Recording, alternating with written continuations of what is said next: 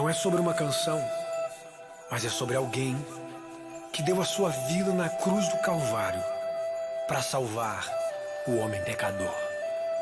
E um dia, no alto da cruz, ele encontrou o ladrão que o disse assim: Senhor, lembra-te de mim quando entrares no teu reino.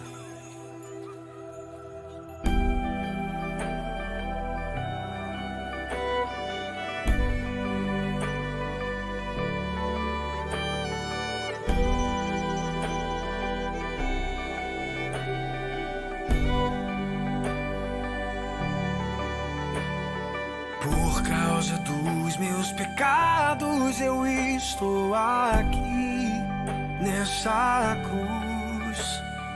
Cometi erros que já nem sei mais se há esperança pra mim.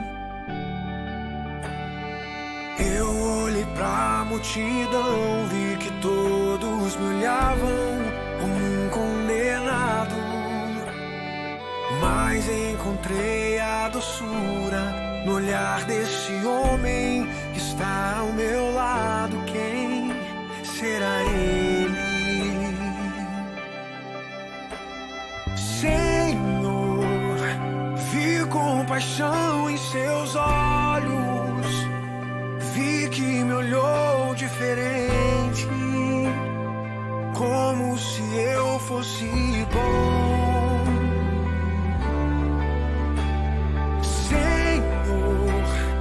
Eu sempre fui um ladrão, mas ao vê-lo na cruz eu me senti amado. Não tenho explicação. Se quer ser amado, olhe pra cruz. Se quer o perdão, olhe pra cruz, pois na cruz do meio está o amor, de Deus, Jesus Salvador. Se quer nova vida, olhe pra cruz. Se quer esperança, olhe pra cruz. Se como ladrão você só errou, se olhar pra Cristo, encontrar a graça, paz e amor.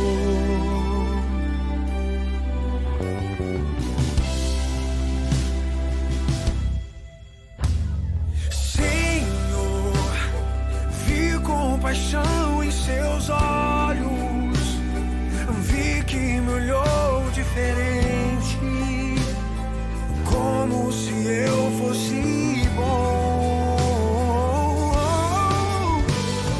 Senhor, eu sempre fui um ladrão, mas ao vê-lo na cruz eu me senti amado.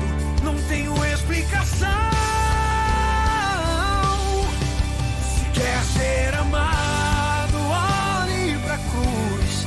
Se quer o perdão, olhe pra cruz, pois na cruz do meio está o amor, o Filho de Deus, Jesus Salvador. Se quer nova vida, olhe pra cruz. Se quer esperança, olhe pra cruz. Se como ladrão você só errou, se olhar pra Cristo, encontrar a graça, paz e amor. Se quer ser amado, se quer o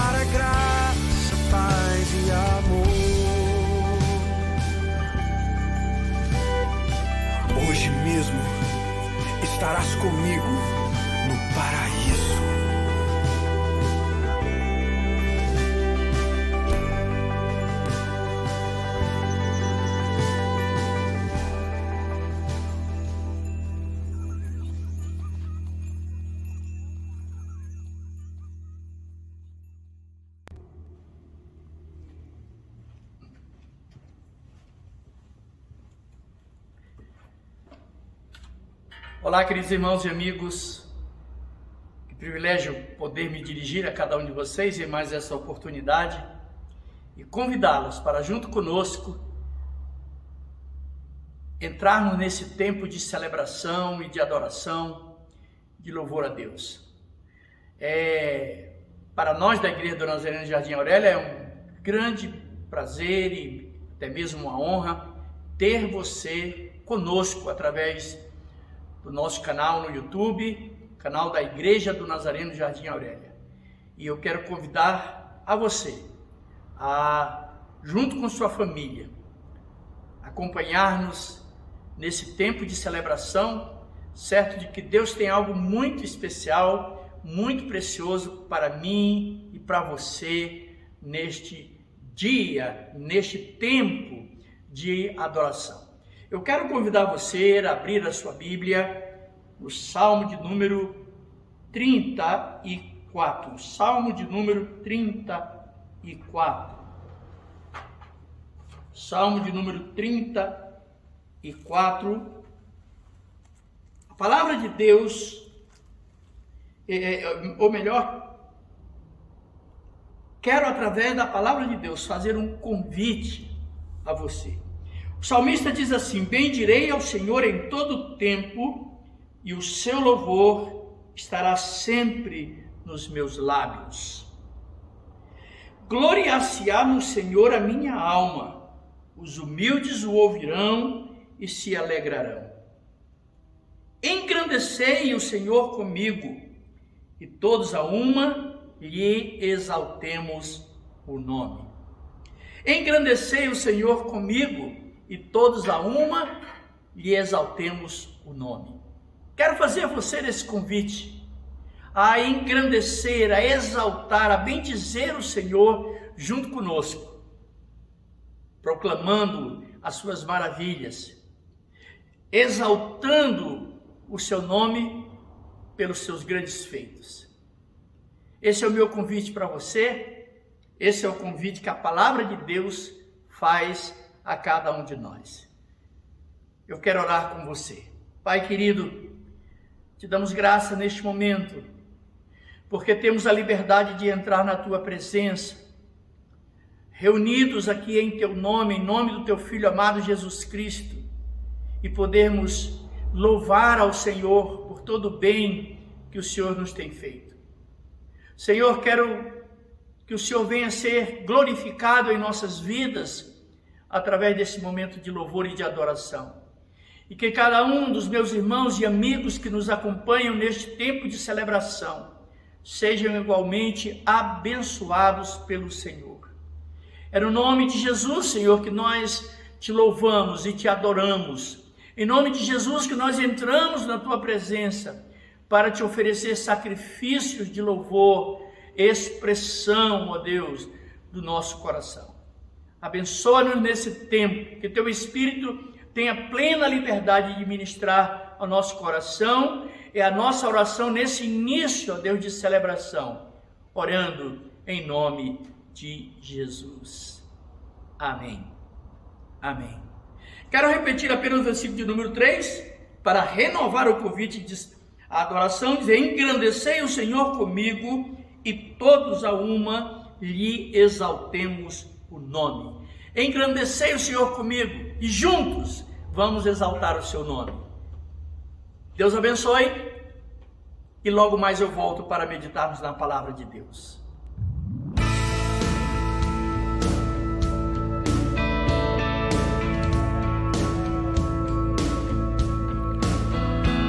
De cruz se erigiu, dela o dia fugir, como emblema de vergonha e dor.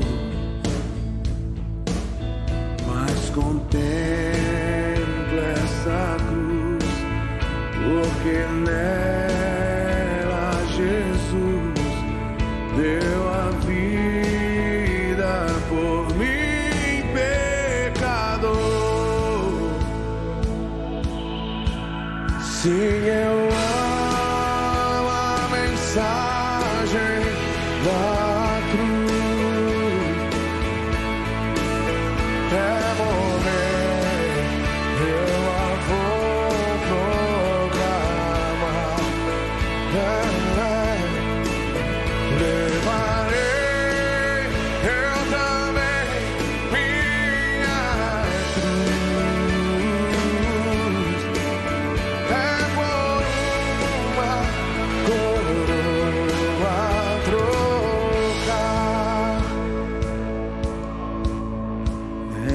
cruz padeceu e por mim já morreu, meu Jesus, para dar-me perdão.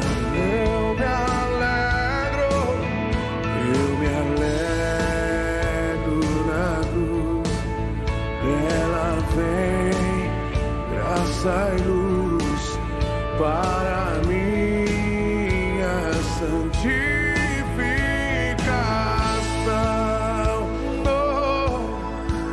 Sim, eu amo a mensagem.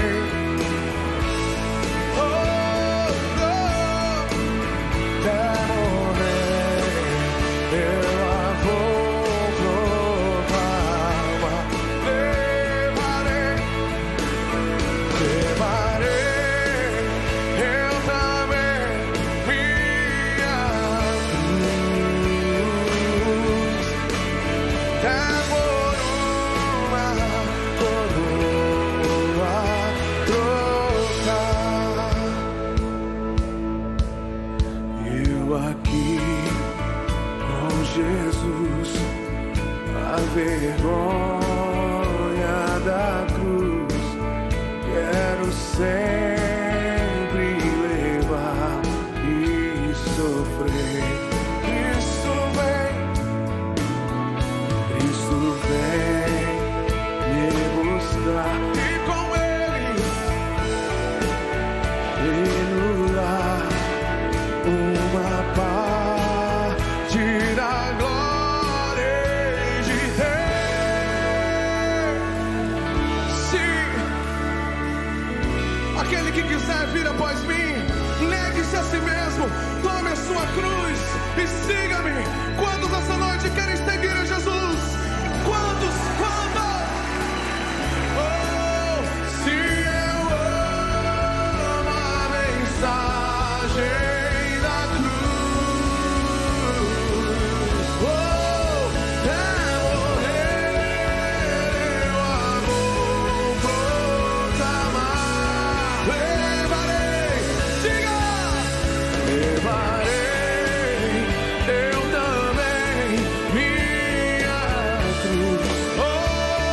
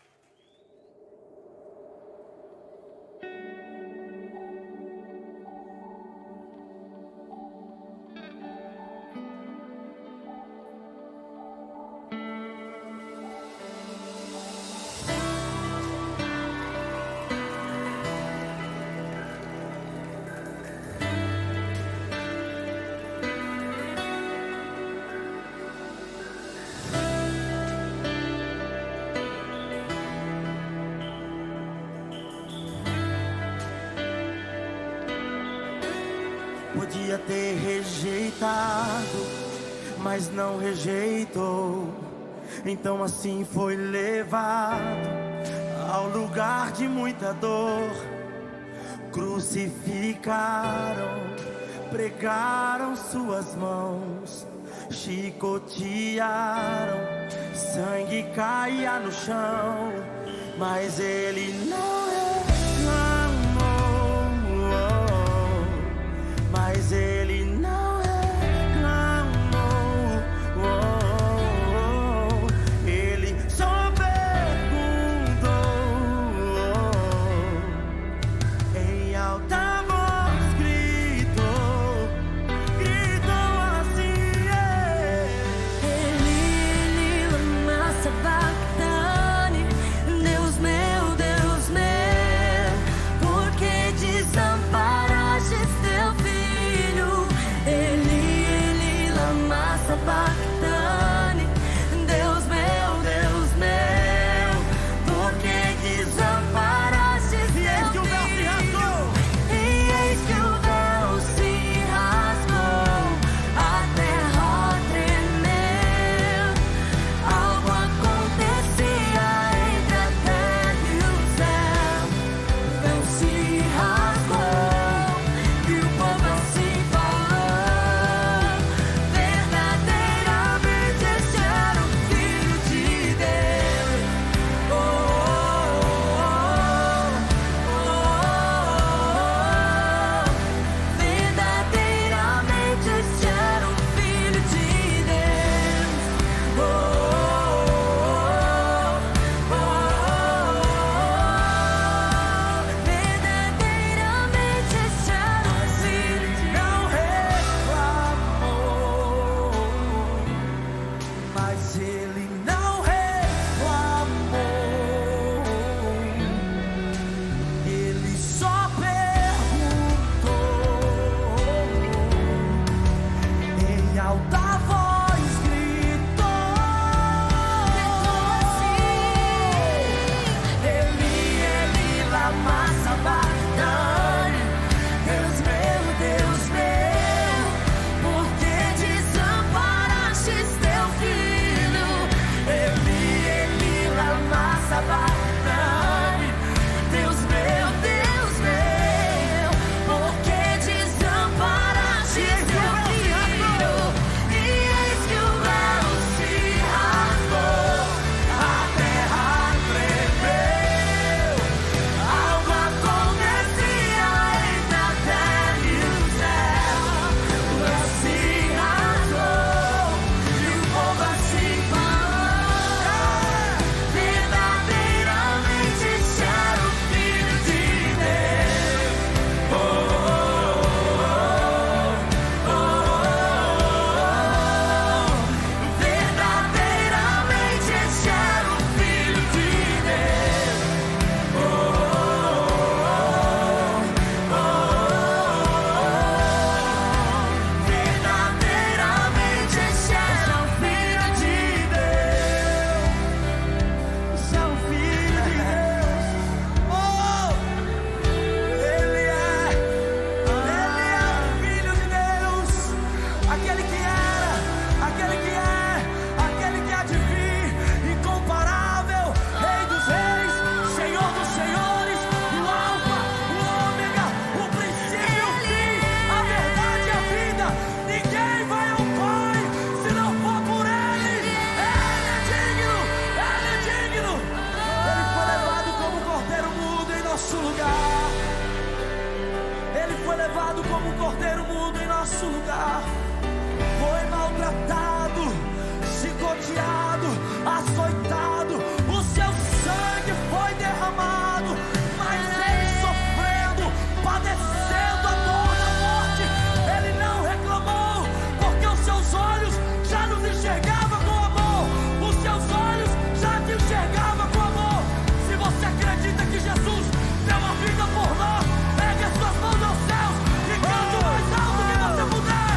Oh, oh, oh, oh, oh, oh.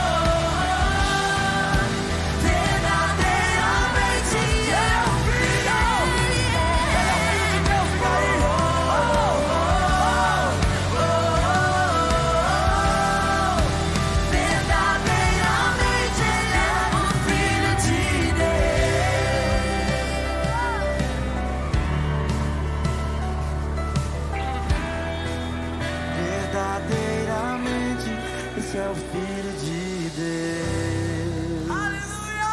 Aleluia! Deus abençoe. Que alegria estar com vocês, viu? É uma honra por causa do...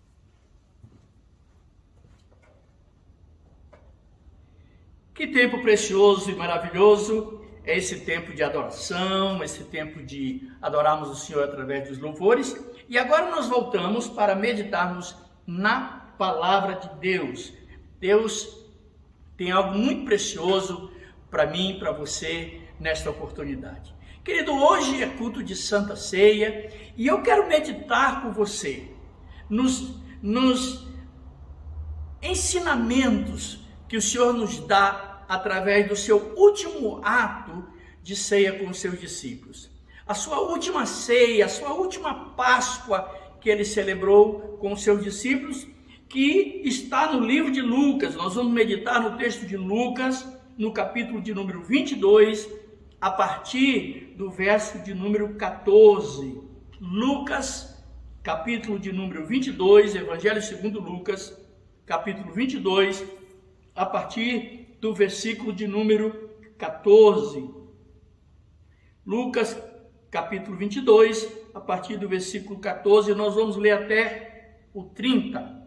Diz assim a palavra do Senhor, Evangelho segundo Lucas, do capítulo 22, do versículo 14 até o 30. Diz assim a palavra do Senhor: Chegando a hora, pôs Jesus à mesa, e com eles os apóstolos. E disse-lhes: Tenho desejado ansiosamente comer convosco esta Páscoa antes do meu sofrimento. Pois vos digo que nunca mais a comerei até que ela se cumpra no reino de Deus. E tomando um cálice, havendo dado graças, disse: Recebei e reparti entre vós. Pois vos digo que de agora em diante não mais beberei do fruto da videira até que venha o reino de Deus. E tomando um pão, tendo dado graças, o partiu e lhes deu, dizendo: Isto é o meu corpo, recebido por vós. Fazei isto em memória de mim. Semelhantemente, depois de cear, tomou o cálice, dizendo: Este é o cálice da nova aliança no meu sangue, derramado em favor de vós. Todavia, a mão do traidor está comigo à mesa, está comigo à mesa. Porque o Filho do Homem, na verdade, vai segundo o que está determinado. Mas ai daquele por intermédio de quem ele está sendo traído. Então começaram a indagar entre si quem seria dentre eles o que estava para fazer isto. Suscitaram também entre si uma discussão sobre qual deles parecia ser o maior.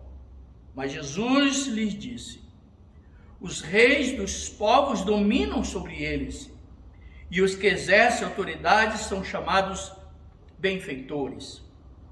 Mas vós não sois assim. Pelo contrário, o maior entre vós seja como o menor, aquele que dirige seja como o que serve. Pois qual é o maior? Quem está à mesa ou quem serve? Porventura não é quem está à mesa? Pois no meio de vós eu sou como quem serve. Vós sois os que tendes permanecido comigo nas minhas tentações. Assim como meu Pai me confiou um reino, eu vos-lo confio, para que comais e bebais a minha mesa no meu reino, e vos assentareis em tronos para julgar as 12 tribos de Israel. Até aqui. Oremos mais uma vez. Querido Deus, te damos graças por esta linda oportunidade de, mais uma vez, Senhor, meditarmos na Tua palavra e sermos edificados por ela. Senhor, que o Teu Espírito ministre ao coração de cada um de nós, trazendo boa compreensão daquilo que o Senhor quer ministrar ao coração de cada um de nós. Não permita que nada venha nos desviar a atenção, mas que mantenhamos, ó Deus, com as nossas mentes cativas à obediência do Senhor, a fim de que possamos ser perfeitamente ministrados por tua santa e bendita palavra. Que o teu Espírito tenha plena liberdade de falar ao coração de cada um de nós. Que todo impedimento, todo embaraço seja removido, a fim de que, ó Deus, alicerçados na verdade, possamos viver de modo digno diante do Senhor e dos homens. É no nome de Jesus que nós oramos. Amém. Amém. Queridos irmãos e amigos, esse texto que nós acabamos de ler, ele relata a última ceia do Senhor Jesus Cristo com os seus discípulos, a última Páscoa, né? E nós queremos, nesse culto de Santa Ceia, eu quero meditar com você alguns ensinamentos de extrema importância para nós, trazidos através desse diálogo de Jesus com os seus discípulos nessa última Páscoa, última ceia com ele. Então, vejamos, queridos, que o texto começa assim: chegada a hora, pôs Jesus à mesa com eles, os apóstolos, e disse-lhes: tenho desejado ansiosamente comer convosco esta Páscoa antes do meu sofrimento. Primeira coisa que eu quero meditar com você aqui é sobre a decisão de Jesus de estar com os seus discípulos. A escolha dele, manifestada através do seu desejo intenso. Veja que o texto diz: tenho desejado, versículo de número 15, ele diz: tenho desejado ansiosamente comer convosco esta Páscoa. É uma escolha do Senhor. Deus em Cristo deseja estar com os seus discípulos. E veja que esse desejo de estar com os seus discípulos se dá nessa intensidade em momentos que antecedem os seus sofrimentos do vicário, ou seja, a via crucis, a sua crucificação. Muitas vezes, queridos, em meio às lutas da vida, quando nós somos envolvidos por sentimentos de temor, de angústia, de incerteza, nós muitas vezes queremos nos isolar. Mas aqui o Senhor Jesus diz que Ele está desejando ansiosamente assentar-se à mesa com os seus discípulos. Sabe, queridos, eu tenho dito muitas vezes, quando tenho a oportunidade de ministrar ou às vezes compartilhar uma conversa com alguém, e eu gosto sempre de dizer que a nossa mesa é um lugar reservado apenas para pessoas que têm uma intimidade mais profunda conosco. Gosto de dizer que muitas vezes, muitas pessoas são recebidas, na nossa sala de estar. Mas nem todas são levadas à mesa para comer conosco. E aqui Jesus demonstra a intensidade do seu amor, quando ele diz que ele tem desejado ansiosamente comer essa última Páscoa com os seus discípulos. Diante da brevidade ou da aproximação do sofrimento, ele poderia ter escolhido estar sozinho. Ele poderia ter escolhido estar com apenas alguns discípulos. Não, mas o seu desejo intenso é estar à mesa com todos os seus discípulos. Queridos irmãos, Deus tem prazer em ter relação conosco. Também tenho dito muitas vezes que o desejo de relacionar-se conosco da parte de Deus não se dá por necessidade de Deus. Não se dá porque ele se sentia sozinho, porque ele não tinha ninguém. Não, absolutamente. O desejo de Deus se relacionar conosco é exatamente o contrário, é para nos tirar da solidão do mundo, solidão esta que se manifestou em consequência do pecado. E esse desejo de ter comunhão conosco é manifestado aqui nesse texto. Por isso eu desejei compartilhar com você esse texto neste culto de Santa Ceia. Ele se manifesta em intensidade, ou com intensidade. Por isso que Jesus diz: eu tenho desejado ansiosamente. Havia e o texto expressa uma maneira de nós podermos compreender a intensidade do desejo de Deus, e ele cria aquilo que é algo pertinente a nós e não a Deus.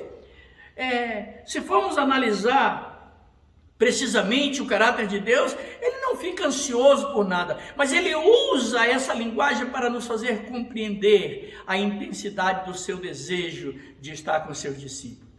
Ansiosamente, ou seja, carregado de ansiedade, carregado de desejo de que chegue logo esse momento para estar junto com os seus discípulos. E o segundo aspecto, ainda dentro desse primeiro ponto, é o fato deste encontro se dar antes dos sofrimentos. E Jesus faz questão de lembrar a proximidade dos seus sofrimentos. Veja que ele diz: tenho desejado ansiosamente comer convosco esta Páscoa antes do meu sofrimento. Veja que Jesus usa aqui o singular para expressar o seu sofrimento. Antes do meu sofrimento. Porque, na verdade, o sofrimento que Jesus está se referindo aqui não é ter sido cuspido, não são os flagelos dos chicotes, não é o peso da cruz, mas é o seu sacrifício vicário, o dar-se em sacrifício a Deus pela remissão dos nossos pecados. É um ato único, o de oferecer-se em sacrifício. E Deus está dizendo, olha, Jesus está dizendo, olha, se aproxima o momento da consumação da obra que eu vim realizar. E antes desse momento, porque na cruz ele estaria sozinho. Não, nenhum de nós foi, nenhum dos discípulos foi, nenhum ser humano irá à cruz, a não ser simbolicamente em Cristo. A palavra de Deus diz que nós fomos crucificados com Ele. Fomos sepultados com Ele na sua morte. Mas na cruz Ele estava sozinho. E agora, neste momento de comunhão, Ele quer expressar a intensidade do seu amor para com os seus discípulos. Queridos, aqueles discípulos que estavam ali com Jesus, eles eram apenas os representantes da Igreja de Cristo em toda a época, em todo o tempo. Portanto, toda palavra dirigida aos seus discípulos são dirigidas a nós. E hoje, no nosso culto de Santa Ceia, logo mais nós vamos tomar do pão e vamos beber do cálice. E é preciso saber que Deus está conosco para participar deste momento. E o desejo de Deus é intenso de que nós possamos estar à sua mesa como filhos de Deus, como servos de Deus, como discípulos de Jesus. Mesmo diante do sofrimento que se aproximava, o Senhor não se deixa abater e não desperdiça a oportunidade de estar com quem Ele amava. Esse é um ensinamento para nós. Agora eu quero avançar com você no segundo ponto que eu quero observar com você. Uma advertência solene e exortativa. O Senhor continua ministrando, e diz, o versículo 16, ele diz assim: pois vos digo que nunca mais comerei até que ele se cumpra no reino de Deus. E tomando um cálice e havendo dado graças, disse: recebei e reparti entre vós. Pois vos digo que de agora em diante não mais beberei do fruto da videira, até que venha o reino de Deus. Aqui ele chama a atenção de que aquela era realmente a última Páscoa. Talvez Jesus faz essa observação porque talvez os seus próprios discípulos não tivessem noção e certamente não tinham noção exata do que iria acontecer logo em seguida. Então Jesus ele vem exortando e esclarecendo, anunciando aos seus discípulos que haveria uma ruptura física e temporal naquele relacionamento. E aí então o Senhor chega no versículo de número 19, quando ele diz: e tomando o pão, tendo dado graças, partiu e lhes disse: isto é o meu corpo que é oferecido por vós. Semelhantemente, depois de haver ceado, tomou o cálice, dizendo: este é o cálice da nova aliança no meu sangue, que é derramado em favor de vós. Versículo 22 diz: todavia, o Filho do Homem, na verdade, vai, segundo o que está determinado, mas ai daquele por intermédio de quem ele está sendo traído. Queridos, ele faz essa advertência solene e exortativa. Eu lembro de um texto, me vem à memória agora, quando o Senhor diz que é mister que venha o escândalo, mas ai daquele por quem vier o escândalo. Aqui o Senhor diz que é necessário que o Filho do Homem seja traído. Ele vai ser traído, mas ai daquele por quem ele for traído.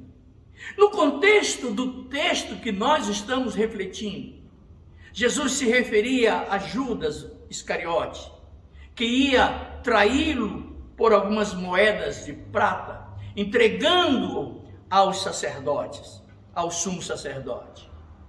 Ele diz que não havia como evitar que isso acontecesse, mas ele lamentava a vida daquele que iria ser instrumento da traição. Como eu disse, nesse contexto ele se referia a Judas. Mas, amados, essa palavra, ela nos é exortativa, porque ainda que não possamos mais, ou não tenha sentido uma traição para levar a Cristo à cruz, mas muitas vezes nós o traímos quando negamos os seus preceitos ou vivemos em desobediência aos seus mandamentos. O escritor hebreu exorta-nos dizendo que não é possível crucificar outra vez a Cristo, mas às vezes vivemos como que a crucificá-lo novamente. Temos que ter a consciência de que Cristo deu a sua vida para a remissão dos nossos pecados e já não é mais possível que queiramos crucificar outra vez a Cristo, envergonhando o seu nome diante dos homens. Portanto, o Senhor chama a atenção, dizendo: porque o Filho do Homem, na verdade, vai por intermédio, segundo o que está determinado, mas ai daquele por intermédio de quem ele está sendo traído. Amados, vivemos o tempo da graça e muitas vezes desobedecemos a Deus, vivemos em desobediência a Deus e achamos que isso não tem consequências sobre nossas vidas. E quando achamos isso é porque ignoramos os percalços que a vida nos reserva, sem todavia refletir como temos vivido o nosso relacionamento com o Senhor. Não, queridos, isso aqui não é uma mensagem de ameaça nem para você nem para mim, mas é uma mensagem de consciência, uma advertência para todos nós, porque é necessário que vivamos de modo digno, a honrar, a bendizer o Senhor. Lembra do texto que nós lemos no início desse nosso tempo de celebração, quando ele diz: engrandecei o Senhor comigo e todos a uma lhe exaltemos o nome. Devemos viver de modo digno, honrado, para exaltar o nome daquele que deu a sua vida por cada um de nós. Portanto, devemos pensar que as Escrituras vão se cumprir. É mistério que venham os escândalos, mas que nós não sejamos instrumento de escândalo, que nós não sejamos instrumento de vergonha àquele que não se envergonhou de nós e deu a sua vida por todos nós. E mais à frente, logo depois dessa celebração, o texto a partir do versículo 24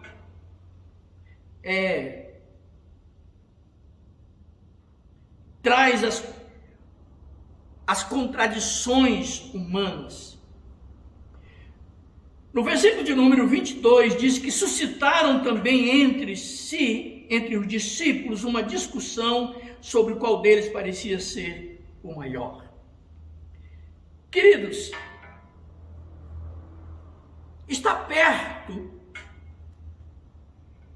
do rei, está perto do Senhor, está perto dos poderosos. Às vezes é muito bom, mas às vezes nos traz perigos que podem nos levar a perder toda a nossa conquista. Eu fico pensando que aqueles discípulos, que não eram os únicos, se você lembra o ministério de Jesus, você vai ver que multidões, e depois ao longo dos evangelhos você vai ver nomes de pessoas que não estavam aqui à mesa. Aqui estavam os seus apóstolos. Mas às vezes, quando nós ficamos muito perto do poder, podemos nos ensoberbecer, nos encher de vaidades e mergulhar nos devaneios da vida. E é exatamente o que acontece aqui com os apóstolos. O texto não diz como começou, mas diz que de repente suscitou entre eles uma discussão sobre qual deles parecia ser o maior. Ou melhor, ou poderíamos também dizer, né, de quem é que o Senhor gosta mais? Ou quem é que o Senhor vai dar mais poder, autoridade entre nós? Esse é um grande perigo, queridos irmãos, quando nós, ao nosso próprio juízo, começamos a achar que somos mais importantes do que os outros. Temos mais virtudes do que os outros. Devemos ser mais recompensados do que os outros. Talvez, meditando aqui no texto, eu fiquei pensando, será que não foi por esta razão, conhecedor que é o Senhor do coração do homem, será que não foi por esta razão que o Senhor disse que desejou ansiosamente comer aquela última Páscoa com eles, para aproveitar esse momento, para lhes dar ensinamentos tão especiais e profundos e necessários, para que eles não levassem a perder tudo aquilo que ele lhes tinha ensinado? Porque diante dessa situação, logo interveio Jesus. Veja que o versículo 25 diz, mas Jesus lhes disse. Jesus entra na conversa. Certamente essa discussão de quem era o maior, Jesus não fazia parte dessa discussão. Jesus não estava discutindo com eles quem era o maior. Não, mas Jesus, ouvindo aquela discussão, ele entra no assunto e veja o que ele diz. Mas Jesus lhes disse, versículo 25, os reis dos povos dominam sobre eles, e os que exercem autoridade são chamados benfeitores, mas vós não sois assim, pelo contrário, o maior entre vós seja como o menor, e aquele que dirige seja como o que serve.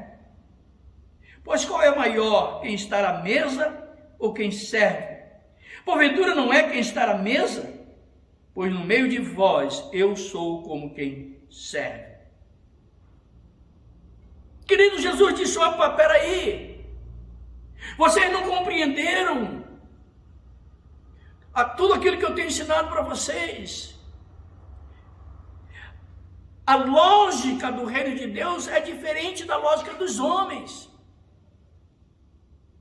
Os reis, os poderosos, dominam sobre os homens.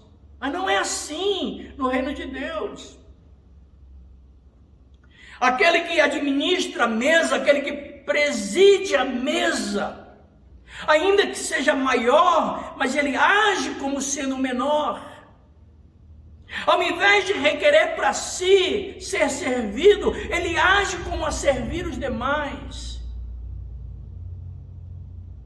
Meus queridos irmãos, a igreja, como instituição, tem perdido a sua autoridade diante do mundo, porque tem se ensoberbecido e tem se julgado maior, baseada nos valores do mundo. Não são os valores do mundo que nos faz poderosos quanto igreja de Cristo, mas é a humildade de servir, como Cristo fez, que nos outorga autoridade para conduzir o mundo a um futuro melhor. Toda vez que nós como igreja, lançamos mão das armas do mundo, nós agimos como o mundo e fatalmente fracassaremos como o mundo. Não se esqueça do que diz o apóstolo Paulo. Ele diz: as armas da nossa milícia não são carnais, mas são poderosas em Deus para destruir fortalezas, para desfazer sofismas, para destruir toda sorte de engano. E é isso que Jesus está dizendo aos seus discípulos: olha, vocês não entenderam nada. Quem quer ser o maior tem que agir como se fosse o menor. Quem preside a mesa tem que ter a consciência de que tem o dever de servir aos demais.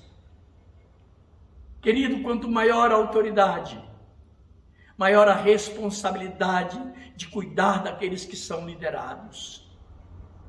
Eu sei que nós estamos longe de já estarmos aperfeiçoados neste mistério, mas nós não podemos nunca perder de vista esse valor inegociável no reino de Deus. E Jesus chama a atenção para os seus discípulos: não é assim convosco. Não é essa lógica que prevalece no reino de Deus. E é claro que os discípulos estavam acostumados a ver como funcionava sumo sacerdote, o sinédrio, as autoridades daqueles dias. O Senhor Jesus mesmo, em Mateus capítulo 23, ele diz que eles colocavam fardos pesados demais sobre os ombros dos homens, mas não usavam um dedo para movê-los. Jesus está dizendo: olha, a lógica do meu reino é uma lógica diferente desta lógica que o mundo vive. Aquele que é o maior, viva, haja como se fosse o menor.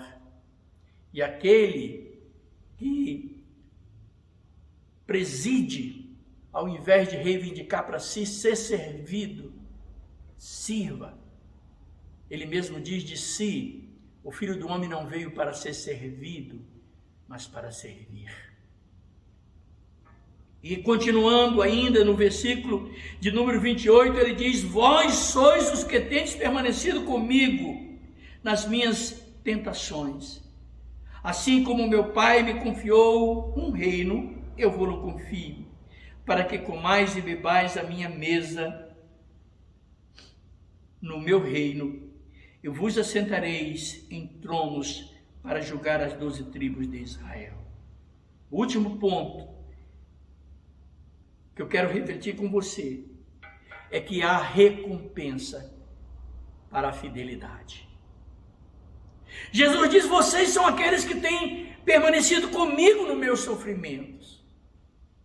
Quando ele diz isso, querido, ele está dizendo quantos ficaram pelo caminho, quantos desistiram, quantos abandonaram aquela jornada por causa dos percalços que ela lhes trazia.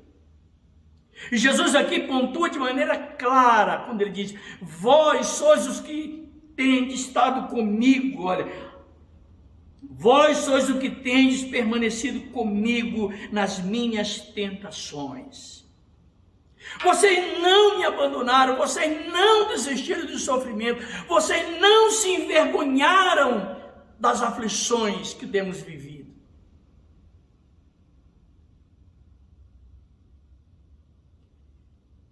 E em virtude disto, veja que o versículo 29 ele diz: assim como meu Pai me confiou um reino, eu vou-lo confio. Por causa da fidelidade do Senhor para com o Pai lhe confiou um reino.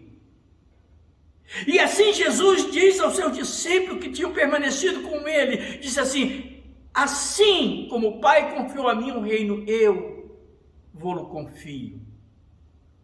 Amados irmãos e amigos queridos, o Senhor tem nos concedido um reino.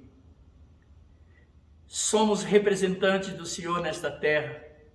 Em meio a este cenário de caos que vive a humanidade, de tantos desatinos, Deus tem nos confiado a administração do seu reino. Mas para sermos considerados dignos disto, precisamos permanecer com Ele nas aflições do seu reino. Querido, a palavra de Deus diz que Cristo triunfou na cruz. Mas nós não podemos negar que a igreja de Cristo continua enfrentando tentações e aflições. Mas bem-aventurado aquele que permanece fiel, porque haverá um reino reservado para eles. O Senhor Jesus diz, repetindo o versículo de número 29, assim como meu Pai me confiou um reino, eu vou-lo confio, para que comais e bebais a minha mesa no meu reino, e vos assentareis em tronos para julgar as 12 tribos de Israel. Deus tem nos confiado o seu reino aqui na terra.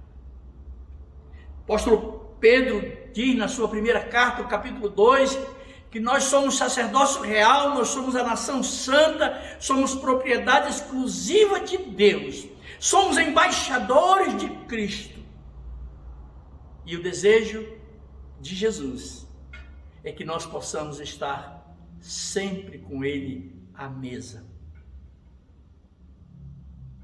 para desfrutar da sua doce comunhão.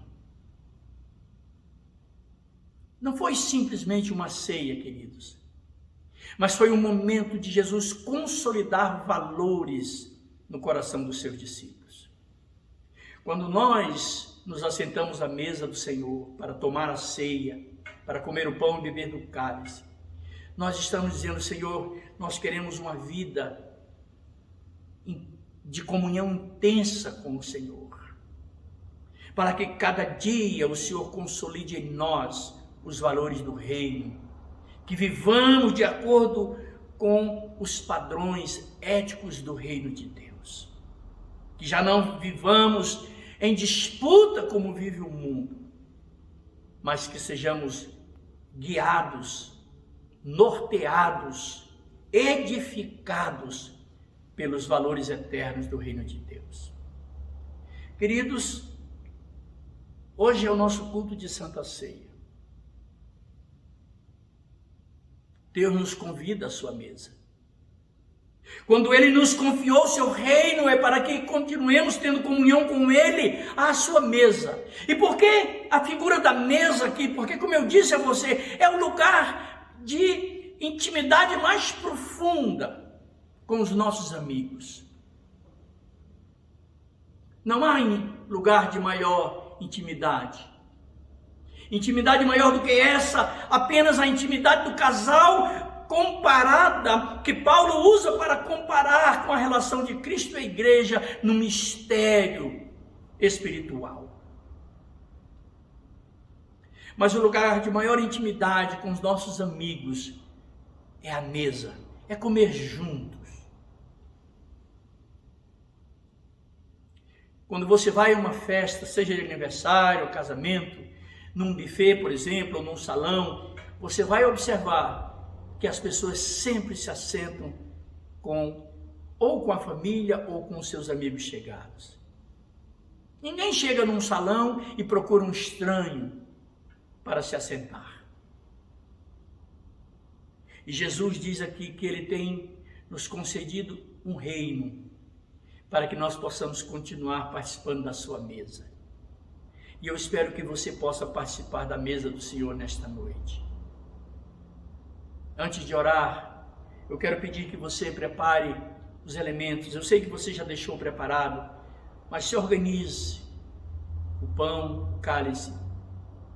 Nós vamos orar neste momento, abrindo o nosso coração ao Senhor, pedindo para que Ele venha consolidar os seus valores no nosso coração, removendo tudo aquilo que porventura queira nos atrapalhar nesta comunhão. Depois vamos tomar o pão e o cálice. Oremos. Querido Deus, te damos graças por essa oportunidade, Pai. Podermos meditar na Tua Palavra, podermos, Senhor, ser edificado nessas verdades vivenciada pelo Senhor com os seus apóstolos num momento tão precioso. Não apenas porque era a última Páscoa, mas porque era a Páscoa, era o comer junto, era o celebrar um momento, ó Deus, de sofrimento, mas um momento de redenção. E por isso, ó Deus querido, nós queremos pedir que o Senhor venha sondar o nosso coração e remover de nós todo o impedimento, todo o embaraço, toda a compreensão errônea, ó Deus, do que é o Teu reino. E que, ó Deus amado, sejamos edificados na verdade do Senhor, a fim de que, ó Deus, ao participar da Tua mesa, o façamos com entendimento. Porque a Tua palavra diz que nós não devemos participar da mesa do Senhor sem discernir o corpo, sem compreender o mistério do Teu sacrifício. Mas como vamos compreender esse mistério se não formos revelados pelo Senhor? E é por isso que nós pedimos: Senhor, revela-nos os mistérios do Teu sacrifício para a nossa redenção, a fim de que possamos, ó Deus, participar da Tua mesa com entendimento. Sonda-nos, ó Deus, vê se há em nós, vê se há em mim, ó Deus, algum caminho mau, e livra-me dos pecados que me são ocultos. Abençoa Teus filhos, abençoa a Tua igreja, abençoa o Teu povo, Senhor. Em nome de Jesus é que oramos. Amém. Amém. Queridos, a ceia do Senhor é para aqueles que já entregaram a sua vida para Jesus. Se você um dia confessou a Jesus Cristo como Senhor e Salvador da sua vida, o convite é para você também. Tome do pão, do cálice e vamos participar da ceia do Senhor.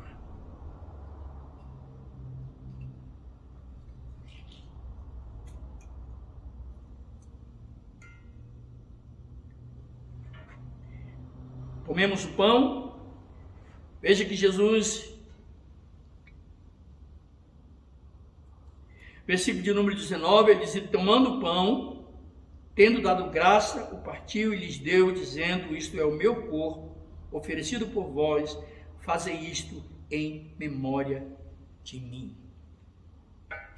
O pão representa o corpo de Cristo. O pão não é o corpo de Cristo. O pão não se transforma no corpo de Cristo. O pão simboliza o corpo de Cristo. E aqui há dois ensinamentos básicos que eu quero chamar a atenção.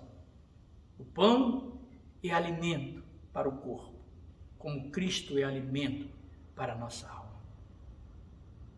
O segundo é que, quando nós comemos o alimento, todas as propriedades nutritivas são absorvidas pelo nosso corpo.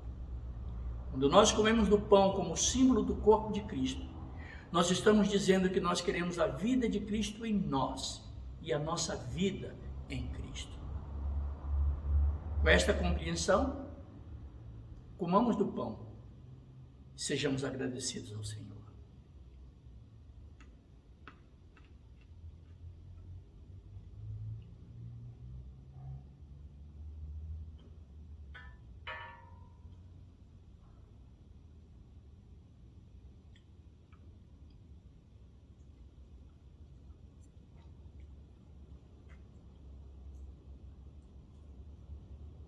Quero pedir que você tome o cálice, versículo de número 20. A palavra de Deus diz, semelhantemente, depois de cear, tomou o cálice, dizendo, esse é o cálice da nova aliança no meu sangue, derramado em favor de vós. A palavra de Deus diz que o sangue é a vida. Quando o texto diz que o sangue de Jesus foi derramado por nós, está dizendo que ele deu a sua vida por nós. Quando nós tomamos o cálice, nós estamos outra vez dizendo que queremos a vida de Cristo em nós. E esta vida, simbolizada pelo sangue e aqui simbolizada pelo cálice, há de fazer parte da nossa vida para que vivamos como ele viveu. Com essa consciência, tome do cálice e beba e seja agradecido ao sacrifício de Cristo por você.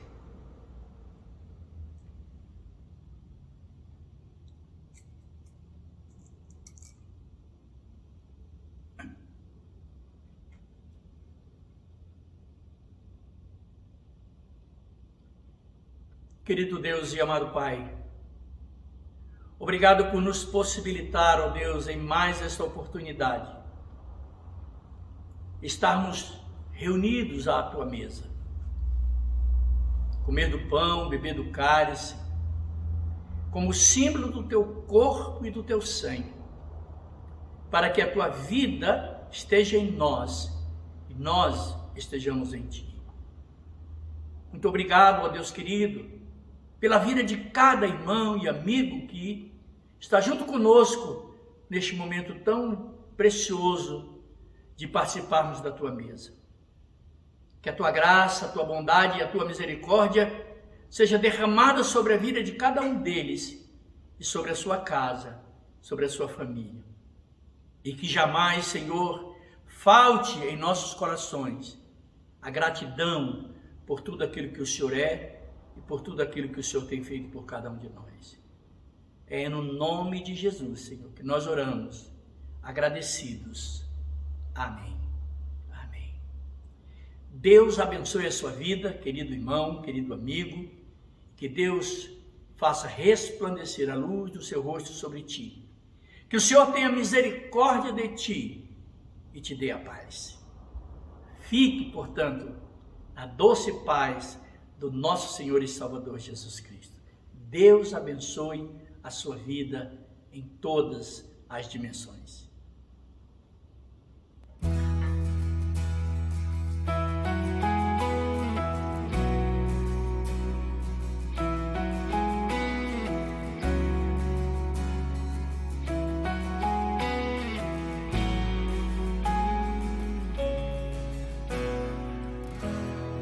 Doce presença, és meu abrigo,